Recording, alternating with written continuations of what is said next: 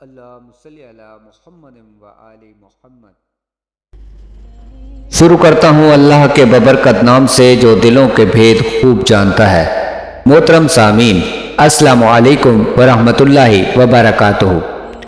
جناب سامعین، فرعون اور اس کی کافر قوم جب غرق ہو جاتی ہے، اس کے بعد اللہ تعالیٰ نے حضرت موسیٰ علیہ السلام اور آپ کی قوم کو بے شمار نعمتوں سے نواز دیا۔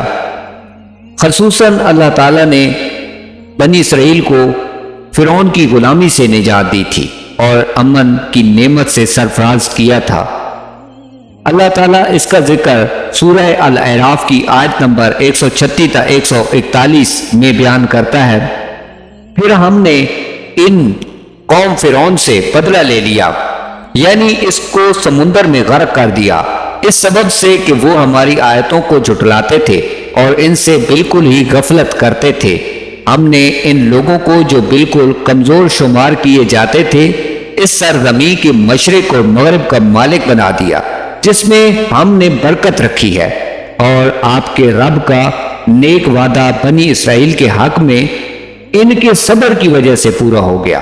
اور ہم نے فرعون اور اس کی قوم کے ساختہ پرداختہ کارخانوں کو اور جو کچھ وہ اونچی اونچی عمارتیں بنواتے تھے سب کو درم برم کر دیا، اور ہم نے بنی اسرائیل کو سمندر سے پار اتار دیا۔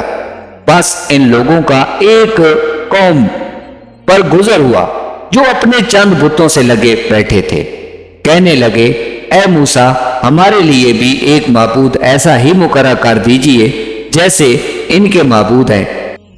آپ نے فرمایا، واقعی تم لوگوں میں جہالت ہے، یہ لوگ جس کام میں لگے ہیں یہ تباہ کیا جائے گا، اور ان کا یہ کام محض بے بنیاد ہے۔ فرمایا، کیا اللہ کے سوا اور کسی کو تمہارا معبود تجویز کر دوں، حالانکہ اس نے تم کو اور تمام جہاں والوں پر فوقیت دی ہے۔ اور وہ وقت یاد کرو جب ہم نے تم کو فرعون والوں سے بچا لیا، جو تم کو بڑی سخت تکلیف پہنچاتے تھے، تمہارے بیٹوں کو قتل کر ڈالتے تھے اور تمہاری عورتوں کو زندہ چھوڑ دیتے تھے، اور اس میں تمہارے پروردگار کی طرف سے بڑی بھاری آزمائش تھی۔ ان آیات میں اللہ تعالیٰ نے فرعون اور اس کی افواج کے غرق ہونے کا واقعہ بیان فرمایا ہے، اور یہ بھی بیان کیا ہے کہ اس نے کس طرح انہیں ان کی عزت اور مال سے محروم کر کے ہلاک کر دیا، اور ان کے تمام مالوں اور ملکیتی اشیاء کے مالک بنی اسرائیل بن گئے۔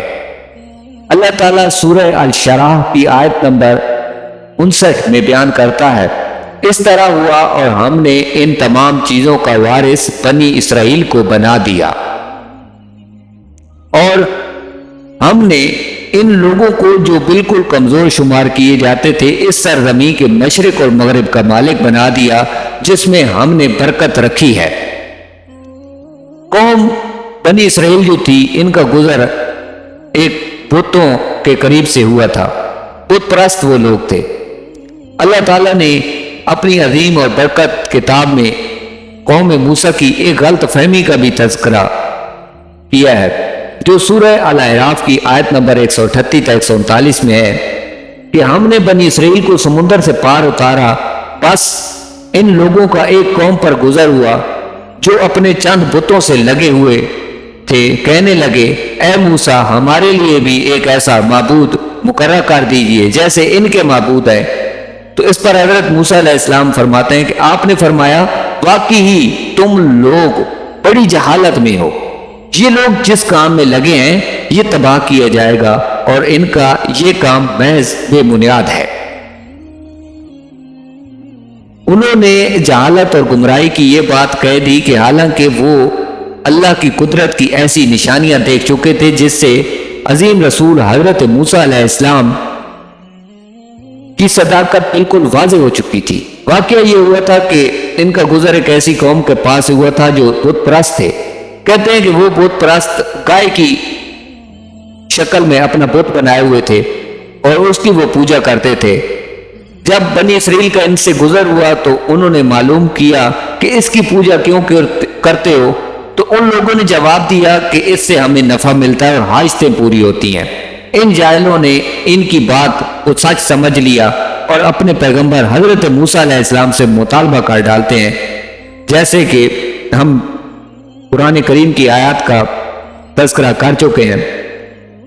حضرت موسیٰ علیہ السلام نے ان حماقت تاروں کو ان کی حماقت واضح کرنے کے لیے فرمایا کہ یہ لوگ جس کام میں لگے ہوئے ہیں وہ تباہ کیا جائے گا، وہ تباہ کیا جائے گا، اور ان کا یہ کام محض بنیاد ہے۔ بنی اسرائیل نے جہاد سے بھی انکار کیا تھا اور پیش نوری دی تھی۔ جب حضرت موسیٰ علیہ السلام مصر سے نکلے اور بیت المقدس کی طرف روانہ ہوئے تو ان کا سامنا حیسانی، فزاری اور کنانی اقوام کے زبردست لوگوں سے ہوا تھا۔ حضرت موسیٰ علیہ السلام اپنی قوم کو حکم دیتے ہیں کہ ان کافر قوموں کے خلاف جہاد کریں اور انہیں بیت المقدس کی سرزمین سے نکال دیں، جس کے بارے میں اللہ تعالیٰ نے حضرت ابراہیم اور موسیٰ علیہ السلام کی زبانی ان سے وعدہ کیا ہے کہ وہ بنی اسرائیل کو ملے گی۔ انہوں نے جہاد کرنے سے انکار کر دیا، چنانچہ اللہ تعالیٰ نے ان پر خوف مسلط کر دیا اور انہیں 40 سال کی طویل مدت کے لیے میدان طیہ میں بھٹکنے دیا۔ وہ چلتے رہے، سفر کرتے رہے، ادھر ادھر آتے جاتے رہے، حتیٰ کہ 40 سال بیت گئے۔ اللہ تعالیٰ نے اس کا ذکر سورہ المائدہ کی آیت نمبر 20 تا 26 میں بیان کیا ہے۔ اور یاد کرو جب موسیٰ علیہ السلام نے اپنی قوم سے کہا، اے میری قوم کے لوگوں، اللہ کا احسان یاد کرو کہ اس نے تم میں سے پیغمبر بنائے اور تمہیں بادشاہ بنایا اور تمہیں وہ دیا جو تمام عالم میں کسی کو نہیں دیا۔ اے میری قوم والو، اس مقدس زمین میں داخل ہو جاؤ جو اللہ نے تمہارے نام لکھ دی ہے، اور اپنی پشت کے بل روگردانی نہ کرو کہ پھر نقصان میں جا پڑو۔ انہوں نے جواب دیا، اے موسیٰ، وہاں تو زور آور سرکش لوگ ہیں، اور جب تک وہ وہاں سے نہ نکل جائیں ہم تو ہرگز وہاں نہیں جائیں گے۔ ہاں، اگر وہ وہاں سے نکل جائے تو پھر ہم بخوشی چلے جائیں گے۔ دو شخصوں نے جو اللہ سے خوف کھانے والوں میں سے تھے، جن پر اللہ تعالیٰ کا فضل تھا، کہا کہ ان کے مقابلے میں دروازے میں تو پہنچ جاؤ، دروازے میں قدم رکھتے ہی یقیناً تم غالب آ جاؤ۔ تم اگر مومن ہو تو اللہ تعالیٰ ہی پر بھروسہ رکھنا چاہیے۔ قوم نے جواب دیا، اے موسیٰ، جب تک وہ وہاں ہیں تب تک ہم ہرگز وہاں نہیں جائیں گے، اس لیے تم اور تمہارے پروردگار جا کر دونوں ہی لڑ پھڑ لو، ہم یہیں بیٹھے ہوئے ہیں۔ موسیٰ علیہ السلام کہنے لگے، الہی، مجھے تو باعث اپنے اور میرے بھائی کے کسی اور پر کوئی اختیار نہیں ہے، بس تو ہم میں اور ان نافرمانوں میں جدائی ڈال دے۔ ارشاد ہوا، اب یہ زمین ان پر 40 سال تک حرام کر دی گئی ہے، یہ خانہ بدوشوں کی طرح ادھر ادھر سرگرداں رہیں گے، اس لیے تم ان فاسقوں کے بارے میں غمگین نہ ہونا۔ اللہ کے نبی حضرت موسیٰ علیہ السلام نے قوم کے لوگوں کو اللہ کے احسان یاد دلوائے تھے اور دینی اور دنیاوی نعمتیں یاد دلاتے ہوئے انہیں اللہ کی راہ میں جہاد کرنے اور اللہ کے دشمنوں سے جنگ کرنے کا حکم فرمایا تھا۔ اس مقدس سرزمین میں داخل ہو جاؤ۔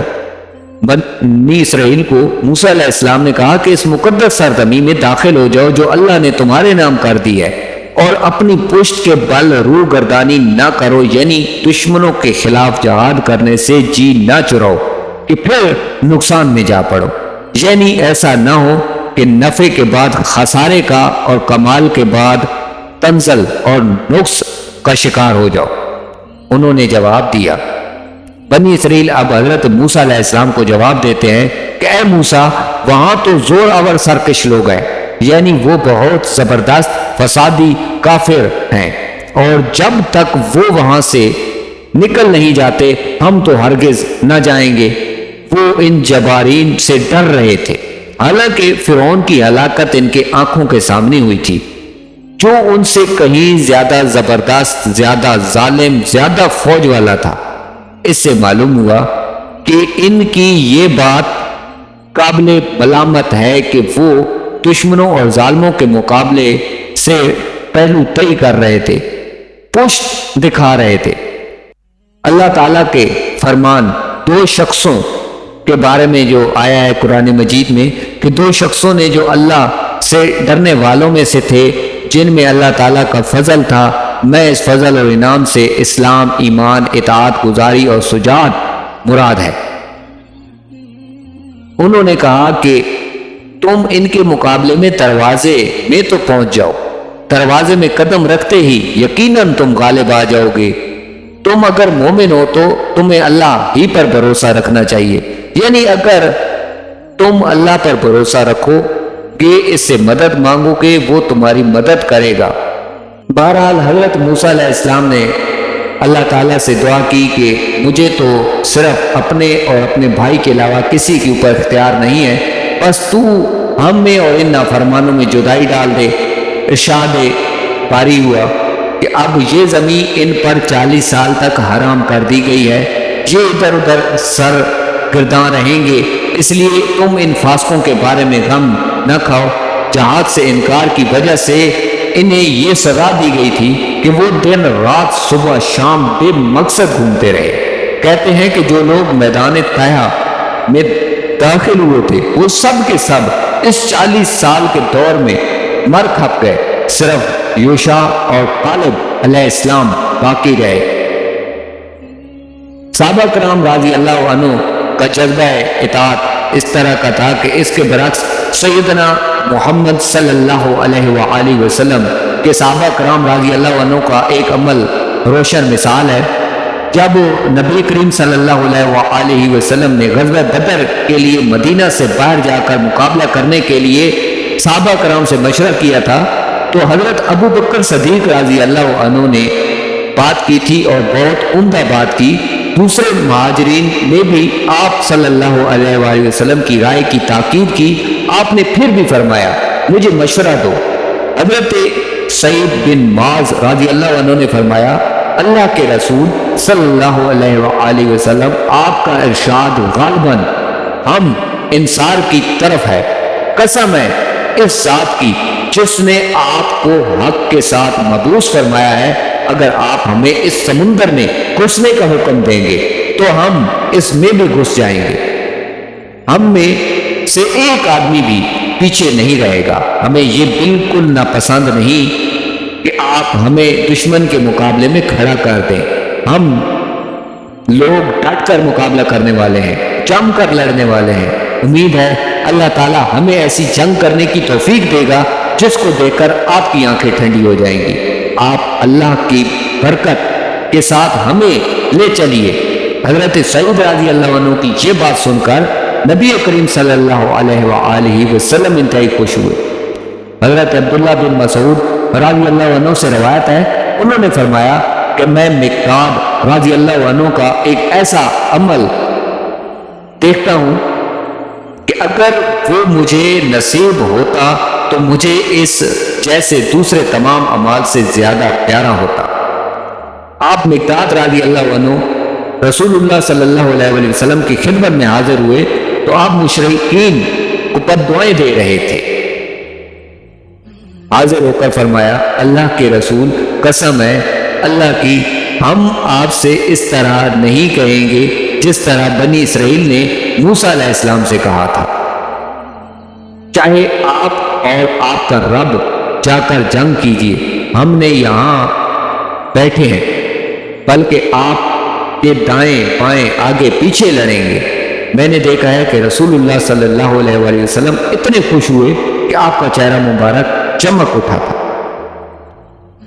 جناب سامعین، یہ وہ بات تھی کہ جو بنی اسرائیل جنگ کرنے سے انکار کر دیتے ہیں، جب موسیٰ علیہ السلام ان کو جنگ کی دعوت دیتے ہیں، جہاد کے لیے دعوت دیتے ہیں اور اللہ کے راستے میں جہاد کے لیے دعوت دیتے ہیں بنی اسرائیل کو۔ بنی اسرائیل کہ ہم نے اس میں دو واقعے بیان کیے ہیں۔ جب ایک تو انہوں نے یہ غلطی کی تھی کہ ان کا گزر ایک بت پرست قوم کے سامنے سے ہوا تو انہوں نے حضرت موسیٰ علیہ السلام سے جہالت میں الگ بت بنانے کا مطالبہ کر لیا کہ ہمارے لیے بھی ایک الگ معبود بنا دیجیے۔